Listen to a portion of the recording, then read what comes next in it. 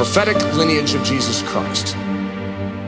This is 77 generations. In the Hebrew names of all of these people that you see in this list, they all have Hebrew meaning. That's the amazing thing about the Hebrew naming system, is they're like sentences.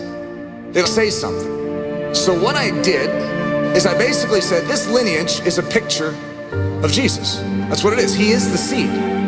I did it two ways. From Adam, through David, through Solomon, down through Joseph to Jesus. And then I did Adam, through David, over to Nathan, and down through Mary to Jesus. I would like you to just listen. Behold the power of our God. This is extraordinary. He will be the last Adam, standing redemptively in the place of another. The people of this earth are his possession, and for the praise of God, he has come down to make a way. When he dies, there will be an outpouring. His death will be as a weapon. He is brought low that he may prove powerful. He will bring rest and will be a resting place. His name will be famous among those who have been cut off from the breast and bound in the enemy's stronghold. For he calls them his possession. He will enter this earth as a tender shoot, as one from the heavenly region. He will divide even the closest friends. He will be a branch burning with resolve when he takes up residence here. He will be the father of a multitude, the chief of a mighty host. He laughs at the deceiver and supplanter and overcomes. He shall be praised, and the breach he will fortify and close and wall in. He is exalted, the royal seed who will crush the head of the hissing enchanter. Crush the head of the hissing enchanter. So now let's go down to the royal lineage. This is through David, down through Solomon, through Joseph, and to Jesus. He will be a covering, a garment, and in him is strength. He will come serving to make wealthy his beloved, and bring peace and enlarge for himself a people. He will say, Jehovah is my father. He will be harmed but then healed, hurt but then made whole. It will be said that he, God, has judged, and he, God, is exalted. He will prove the strength of God and the perfection of God. He will possess in his hand the power of God, and though he has forgotten of his people, he will prove the master builder and divinely heal them. And he, God, will set and make strong those who ask of God, those born in captivity. He will say, my Father is Majesty. He will be raised up by God to be a helper, to be the righteous one. God will raise him up for God's praise, majesty, and splendor. He will be the help of God, a gift. And to the heel-grabbing supplanter, he will exchange out life for death and bring God's salvation.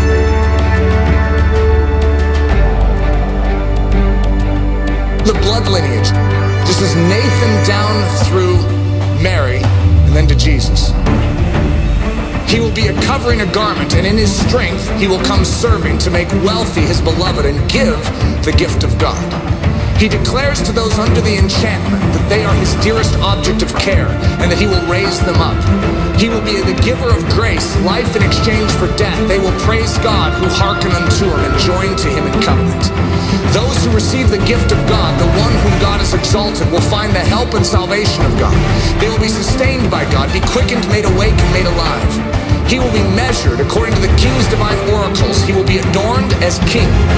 He will be a heavenly light unto all who ask of God, and those born in captivity he will heal and give grace.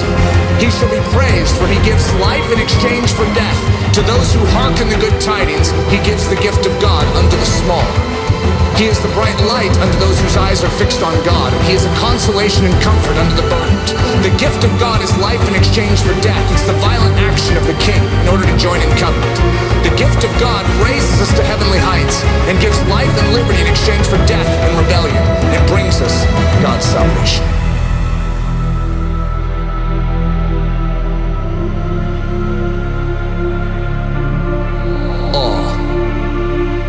That's the lineage of Majesty. Mary's name means rebellious. Where will the seed of God be born? It will be born in a woman whose name is rebellious. This is amazing. Eve, she rebelled. She ate of the fruit. She turned against the word of God, and she rebelled. What does Mary do? Mary is the true woman, whom the seed of God was born in. But her name means rebellious. And yet God in this whole thing rectifies that which was wrong in the garden. He uses a woman and corrects it all. We are the bride of Christ. Be it unto me according to thy will. And we turn and believe. And then the life of God is born in us, in the rebellious. And there is redemption that is brought. And that which comes forth out of the rebellious is pure and holy and righteous. He is taking that which went wrong and he is restoring it in and through the womb of a woman. And by the way, we are to be that virgin in which the life of Christ is born afresh. We are to be the habitation of God through which the seed, the fruition of God comes forth into this earth. Yes, we are the rebellious. But we have the privilege of giving rise and life to the Messiah and saying, I, the rebellious, need what you, the perfect, have done to restore and to rectify and to redeem that which the enemy has destroyed. I turn to you. I want us to stand back in awe and wonder at the majesty of our God.